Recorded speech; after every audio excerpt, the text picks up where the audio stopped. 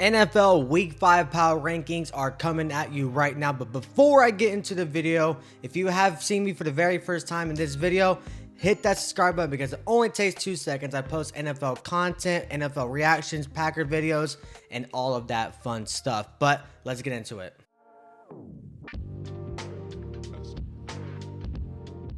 Starting off with the number 10 team, brand new to my power rankings this year, will be the Jacksonville Jaguars, who are 3-1. They just beat the San Francisco 49ers 26-21 in Santa Clara, giving the 49ers their first loss of the season, and you have to give them a lot of credit here. Trevor Lawrence went 21 for 31, 174 yards, 1 touchdown, and no picks. He also didn't get sacked, but the main player in this offense for most of this year has been Travis Etienne Jr. This game, he had 19 carries for 124 yards and also a touchdown. So far, the Jacksonville Jaguars are 3-1. They honestly could be 4-0 if they had a better offensive performance against the Cincinnati Bengals in week 2. But Trevor Lawrence, I mean, he's been playing okay. He has about 5 touchdowns and 4 picks on this year with a quarterback rating of a 75.1. But like I said, Travis Etienne has been balling out. So far this year, Travis Etienne has 394 yards with a 6.1 yards per carry, 2 touchdowns. He also has 32 yards in the receiving, also with a 1 touchdown. So Travis Etienne is having a great year so far. You know, Brian Thomas Jr. really hasn't popped off yet.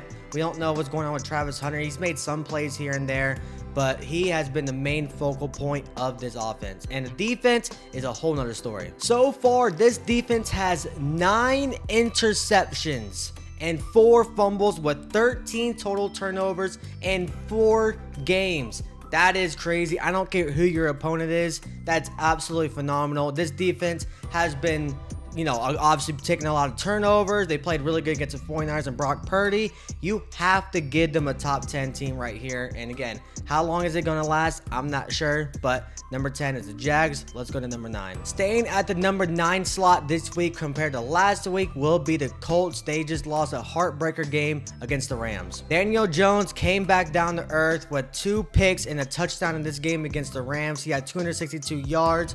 He also got sacked 2 times with a quarterback rating of 80.6. Colts, their offense was completely dominant for the first 3 games. They had a little rough spot here against the Rams. I think they're still a very good team, and if it wasn't for a couple really dumb mistakes, especially by Mitchell, the wide receiver, who had that really long play, and then of course fumbles on the last second, the 1-yard line, instead of being, you know, it could be 27-27, but of course, again, he fumbled into the end zone and ended up being a touchback for the Rams, and that was obviously a huge factor in this game. Jonathan Taylor has been doing really good this year, but this game, he only had 17 carries for 76 yards with a 4.5 yard carry. He also had a really big play that went for a touchdown, but got called back due to a holding, which sucks. Again, Colts, they're 3-1. They're playing really good ball. They had a heartbreaker game against the Rams. And like I said, the Rams are a really good team this year. They're also 3-1. They will be mentioned later in the video. But again, you got to give the Colts flowers here. I'm not going to give them too much crap here. They have a really good game. Like I said, they had a really good game against the Rams. Not going to drop them way crazy or anything like that. Let's go to number 8. Coming back into the top 10 will be the Kansas City Chiefs sitting at number 8. If you think the Ravens are going to be in this video, they are not, because they are completely wiped out this video or this top 10. But anyways, let's talk about the Chiefs. The Chiefs are currently sitting at 2-2. They just beat the Ravens 37-20 in a complete blowout. They made this offense for the Ravens look really bad. Lamar Jackson did not look like himself. Derrick Henry did basically nothing again, and Patrick Mahomes was thriving. He had 270 passing yards with 4 touchdowns, no interceptions. He had a quarterback rating of 124.8, but the only concerning thing about this Chiefs offense is his run game. Isaiah Pacheco has done basically nothing this year. He had 35 yards in this game against the Ravens on 7 attempts. I mean, I feel like he's been non-existent all year. If the Chiefs can improve their run game by maybe trading for a running back later in the future, This Chiefs team will be back to dominant again, back in the top of the 3 power rankings. The Chiefs, they had a really weird game against the Giants last week, and that's why I kind of kicked them out of my top 10 for a little bit. But smacking the Ravens, even if it's at Kansas City, the Ravens are still a good team, at least in my opinion. Not this week, at least, I guess, because they're out of my top 10. But putting up a performance has to make them back in the top 10. Chiefs, welcome back. Let's go to number 7. Also, brand new in my power rankings this year will be the Los Angeles Rams, sitting at number 7. Like I mentioned earlier in the video, they just beat the Colts in a very good thriller. This defense has been humming. Besides that second half against the Eagles, we will not talk about that. But man, Puka Nacua is thriving. He had 170 yards in the game against the Colts and a touchdown, but this year he has 503 receiving yards. Again, he only has that one touchdown, which was against the Colts, but putting up 500 yards with Davante Adams having a nice little year as well, this offense is looking really good. Like I just said, if it wasn't for the complete, just utter nasty game or the second half of game against the Eagles, they would be 4-0. Again, they have to be in the top 10 because they just put up a really good game against the 3-1 Colts, who are also in the top 10. So if I had left the Rams out this week, it would have been really bad on my part. But the Rams definitely deserve to be here. Let's go to number 6. Staying at number 6 this week compared to last week will be the Tampa Bay Buccaneers. They did just lose their first game against the Eagles, which obviously the Eagles are 4-0, really good team. We'll talk about them later. But the Bucs, I don't know where they were in the first half, but the second half was pretty damn good. The game was 24-6 going into halftime. And again, this offense was not doing anything the first half. Second half, they completely balled out. Baker Mayfield had 289 yards, 2 touchdowns, and a crucial pick. He also got sacked 2 times with a quarterback rating of 84.3. This was his first worst performance this year so far. Emeka Egbuka has been completely breaking out this year. He had 101 yards this game. Also a touchdown. It was a 77-yard touchdown play. Bucky Irvin also had a really good game with receiving, 102 yards and a touchdown. You know, missing Mike Evans is a little, scary for a little bit, but, having Chris Godwin back should be nice. Having Tristan Wirfs should be nice. And again, this game was so ugly in the first half. They held the Vikings, I don't know why I said the Vikings. They held the Eagles to no passing yards in the second half, which was a stat I've never heard before, and the Eagles still won. But again, really good, really good second half game against the Eagles. First half, I don't know where the hell the Bucs were, but you can't bring them down too much because they are the 4-0 Eagles. So like I said, the Bucs are 3-1. Nothing going too crazy right now, so they're going to stay at number 6, number 5. Here's where all the hate is going to happen here. The last couple of videos, a lot of people have been not liking this team in certain areas. We got the Green Bay Packers at number 5. Yes, they had a nasty game against the Browns. The offense was putrid. Yes, they just tied against the Cowboys 40-40. The offense was amazing. Defense was putrid. This team is still a very good team. I don't think they're going to drop off that significantly in the power rankings whenever they only lost by 3 against the Browns, which was embarrassing, by the way. I've mentioned that a couple times already. But again, the Cowboys, this was the Cowboys Super Bowl. They had to put up a really good performance against the Packers. And you got to give Dak Prescott a lot of credit here. He carved up this defense. This defense for the Packers is non-existent. But we're not talking about the Cowboys. We're talking about the Packers. Jordan Love looked amazing. This offense was amazing. The defense, again, oof. We got a lot of coaching issues. So if these things can get cleared up, the Packers are only going to get better and better. They're a super young team. But like I said, they're at the number 5 right now. And they dropped from 3 to 4 to 5 in my power ranking. So it's not like I'm keeping them in top 3.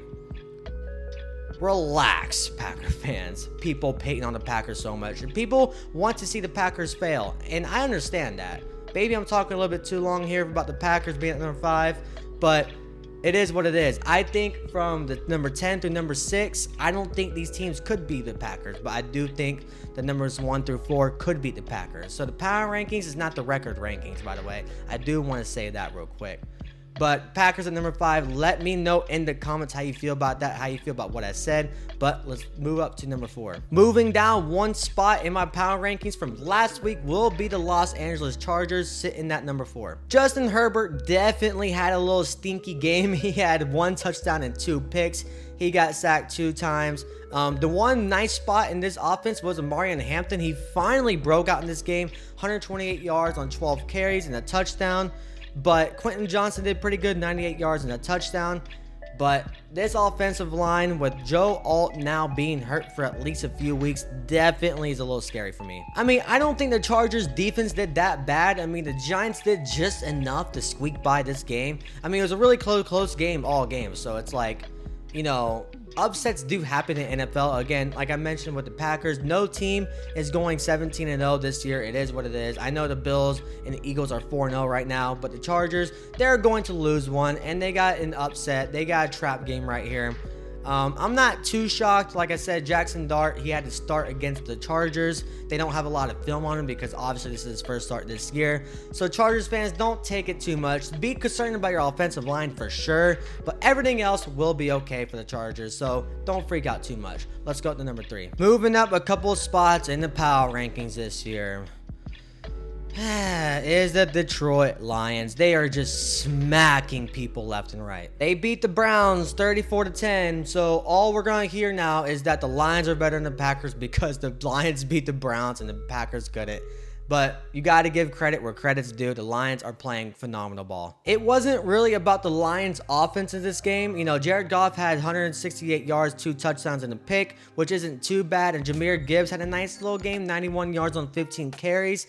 But honestly, it was his defense. I mean, this defense had 2 picks against Joe Flacco, which honestly, every defense is going to look really good against this Browns because Browns are just putrid. They also sacked Joe Flacco 3 times. The defense only gave up 10 points, which obviously is really good in the NFL. The Lions, like I said, they smacked the Bears, they smacked the Ravens, they smacked the Browns. I don't know who they play next week. I think it's the Bengals. I could be wrong, but they're sitting at 3-1 at the top of the division. You have to keep creeping them up in the power rankings because they're just doing really good, unfortunately. But let's go to number 2. Sitting at number 2, basically all year it feels like, is the Buffalo Bills. They just beat the Saints 31-19, and this game was a nail biter all the way up into the 4th quarter, and then it started spreading out just a little bit. But hey, the Bills won. You know, there's a lot of trap games in the NFL this year, so again, it can't say like, oh, they're just the Saints. Their Saints are 0-4, and yes, they are a bad team, but it's the NFL.